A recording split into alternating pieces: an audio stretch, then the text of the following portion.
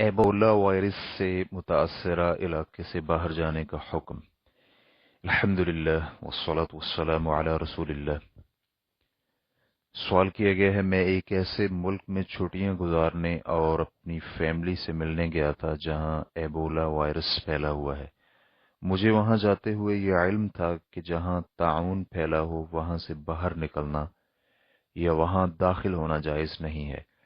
लेकिन मैंने वहां जाने से फिर भी गुरेज नहीं किया, क्योंकि मुझे मालूम था कि वहां से बाहर आते हुए मुसाफिरों का तिब्बी मुआयना करके ये तसल्ली कर ली जाती है कि मुतअल्लिका मुसाफिर इस बीमारी से मुतासरीन में शामिल नहीं है। मेरी छुट्टियां खत्म होने के साथ ही मेरे मैनेजर की तरफ से दबाव है कि मैं मुलाजमत पर वापस आ जाऊं, हालांकि अभी तक ये मर्ज फैला हुआ है। हमारे इलाके में अभी तक इस पर काबू नहीं पाया गया, तो क्या ऐसी सूरत हाल में मेरे लिए इस इलाके से बाहर जाना जायज़ है, या मैं मुलाजमत पर न जाऊं और इस मर्ज पर मुकम्मल काबू पाए जाने का ऐलान होने तक यहीं पर इंतज़ार करूं? रहनुमाई फरमा दें।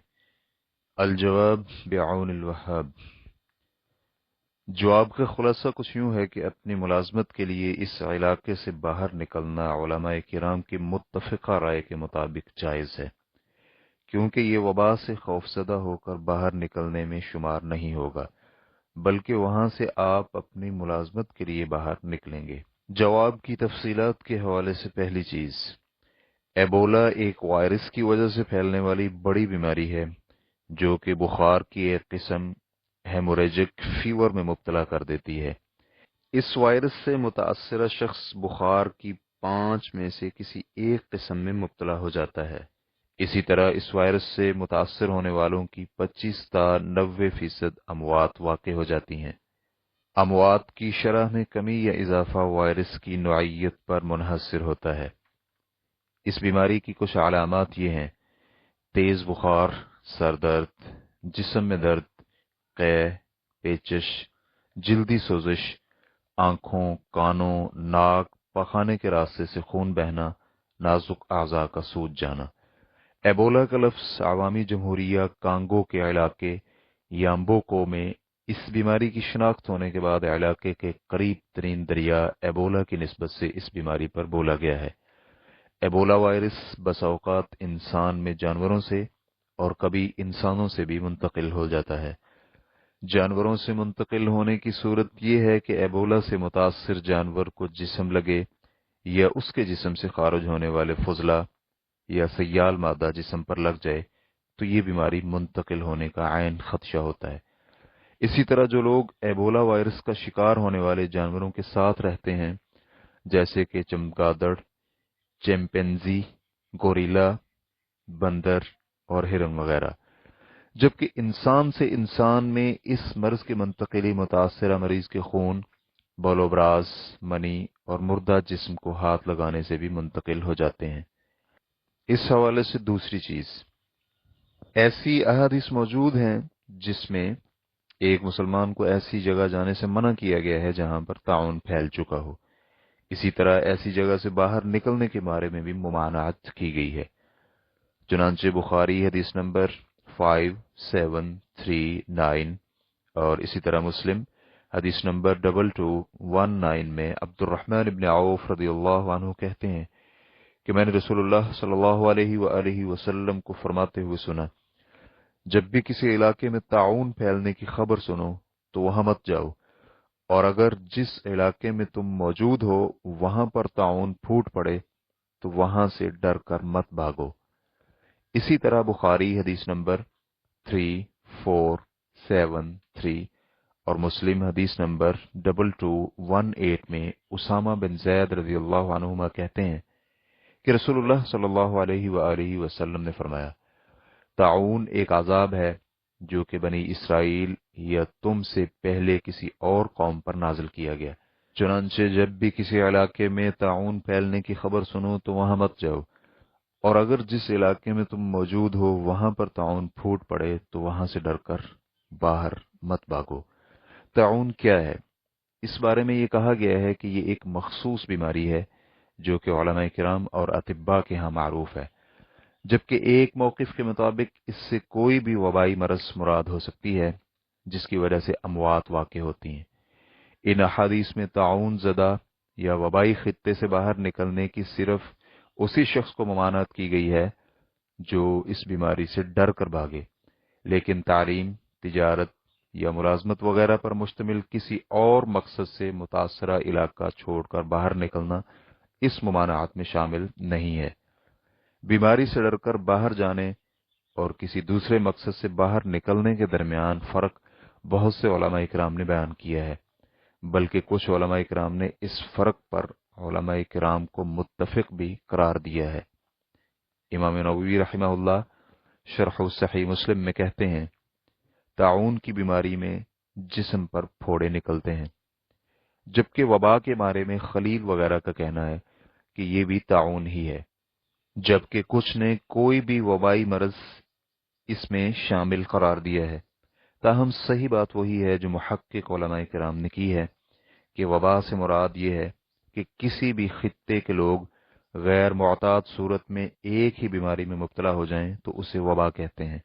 لیکن اگر معتاد انداز میں یا مختلف بیماریوں میں ایک ہی خطے کے لوگ بیمار ہوں تو یہ وبا نہیں کہلائے گی۔ اس حدیث میں طاعون زدہ علاقے میں آنے سے ممانعت کی گئی ہے، اسی طرح طاعون سے ڈر کر طاعون زدہ علاقے سے بھاگنے کی بھی ممانعت ہے۔ البتہ طاعون زدہ علاقے سے کسی اور سبب کی بنا پر نکلنا پڑے تو اس میں کوئی حرج نہیں ہے، بلکہ علماء کرام اس بات پر متفق ہیں کہ اگر طاعون زدہ علاقے سے نکلنے کا سبب طاعون کا خوف نہ ہو بلکہ کوئی اور ضرورت ہو تو پھر وہاں سے باہر نکلنا درست ہے، اور اس کی دلیل بالکل واضح احادیث میں موجود ہے۔ اسی طرح ابن عبد البر رحمہ اللہ التمہید جلد نمبر 21 صفحہ نمبر 183 میں کہتے ہیں، اس حدیث میں طاعون کی جگہ سے باہر نکلنے کی اجازت ہے، بشرطے کہ اس علاقے سے باہر جانے کا سبب طاعون کا خوف نہ ہو بلکہ کوئی ضرورت یا معمول کا سفر ہو۔ اسی طرح ابن مفلح رحمہ اللہ الآداب الشرعیہ جلد نمبر 3 صفحہ نمبر 367 میں کہتے ہیں، اور اگر کسی علاقے میں طاعون کی بیماری پھوٹ پڑے اور تم اس علاقے سے باہر ہو تو وہاں مت جاؤ، اور اگر اسی علاقے میں ہو تو وہاں سے باہر مت نکلو، کیونکہ اس بارے میں مشہور صحیح حدیث یہی تعلیمات دیتی ہے۔ چنانچہ اہل علم کے ہاں اگر اس علاقے میں جانے یا وہاں سے باہر نکلنے کا سبب طاعون کا ڈر اور خوف ہو تو حرام ہے، لیکن اگر وہاں سے باہر نکلنے یا وہاں جانے کا سبب کوئی اور ہو تو حرام نہیں ہے۔ شیخ ابن عثیمین رحمہ اللہ شرح ریاض الصالحین جلد نمبر 6 صفحہ نمبر 569 میں کہتے ہیں، طاعون جان لیوا بیماری ہے، اللہ رب العزت محفوظ فرمائے۔ اس کے بارے میں کچھ اہل علم کا کہنا ہے کہ یہ وبائی امراض میں سے کوئی خاص بیماری ہے جس میں انسانی جسم پر پھوڑے اور پھنسیاں نکلتی ہیں، جبکہ کچھ اہل علم کا یہ بھی کہنا ہے کہ طاعون کسی بھی وبائی مرض کو کہتے ہیں جو کہ بہت جلدی پھیل جائے، جیسے کہ ہیضے کی بیماری ہے۔ طاعون کا یہ دوسرا مفہوم زیادہ بہتر محسوس ہوتا ہے، کیونکہ اگر لفظی اعتبار سے طاعون میں شامل نہ ہو لیکن معنوی اعتبار سے طاعون میں شامل ہوگا۔ چنانچہ اگر کسی بھی علاقے میں کوئی بھی بیماری تیزی سے پھیل رہی ہو تو انسان کو اس علاقے میں نہیں جانا چاہیے، اور اگر جہاں وہ رہ رہا ہو وہیں پر کوئی وبائی مرض پھوٹ پڑے تو اس مرض سے ڈرتے ہوئے وہاں سے باہر مت نکلے۔ اگر کوئی انسان کسی بھی وبائی علاقے سے باہر اس بیماری سے ڈرتے ہوئے نہیں نکلتا بلکہ وہ یہاں کسی کام سے آیا تھا اور اب وہ واپس اپنے علاقے میں جانا چاہتا ہے تو ایسے شخص کے واپس جانے میں کوئی حرج نہیں ہے۔ اسی طرح شیخ ابن عثیمین الشرح الممتع جلد نمبر 1 صفحہ نمبر 110 اور 111 میں کہتے ہیں، اگر کسی علاقے میں طاعون پھوٹ پڑے تو کیا وہاں سے انسان باہر جا سکتا ہے؟ نبی علیہ الصلوۃ والسلام نے فرمایا، طاعون سے ڈرتے ہوئے وہاں یعنی جہاں طاعون پھوٹ چکا ہے اس علاقے سے باہر مت نکلو۔ تو نبی علیہ الصلوۃ والسلام نے باہر آنے سے اس وقت روکا ہے جب طاعون سے ڈرتے ہوئے انسان باہر آئے، لیکن اگر کوئی شخص کسی علاقے میں کسی بھی کام یا تجارت کی غرض سے گیا اور وہاں وہ کام یا تجارت مکمل ہو چکی ہے، اب وہ اپنے علاقے میں واپس آنا چاہتا ہے، تو ہم اسے یہ نہیں کہیں گے کہ تمہارے لیے اپنے علاقے میں جانا حرام ہے، بلکہ ہم یہ کہیں گے کہ آپ اپنے گھر جا سکتے ہیں۔ حافظ ابن حجر رحمہ اللہ نے اس مسئلہ کو فتح الباری جلد نمبر 10 صفحہ نمبر 1990 میں مزید تفصیلات کے ساتھ بیان کرتے ہوئے کہا ہے کہ تعاون زدہ علاقے سے باہر آنے والے کی 3 صورتیں ہو سکتی ہیں۔ نمبر 1، ایک شخص کا وہاں سے باہر جانے کا مقصد ہی تعاون سے بھاگنا ہے تو یہ شخص یقینی طور پر ممانعات میں شامل ہے۔ نمبر 2، ایک شخص کا باہر جانے کا مقصد تعاون سے بھاگنا نہیں بلکہ تجارت وغیرہ ہے تو وہ ممانعات میں شامل نہیں ہے۔ اسی قسم کے بارے میں امام نووی رحمہ اللہ نے اتفاق نقل کیا ہے کہ سب کے ہاں ایسا شخص باہر جا سکتا ہے۔ نمبر 3، انسان کسی کام کی غرض سے باہر نکلے اور ساتھ میں تعاون سے بچاؤ بھی شامل کر لے تو اس شخص کے بارے میں علماء کرام کی مختلف آراء ہیں۔ حافظ ابن حجر رحمہ اللہ نے اس صورت کے بارے میں عمر بن خطاب رضی اللہ عنہ کا موقف یہ بیان کیا ہے کہ ایسی صورت میں بھی تعاون زدہ علاقے سے باہر جانا جائز ہے۔ امام بخاری رحمہ اللہ نے اسی موقف کو اختیار کیا ہے، چنانچہ اپنی کتاب صحیح بخاری میں ایک مستقل باب قائم کرتے ہوئے کہتے ہیں،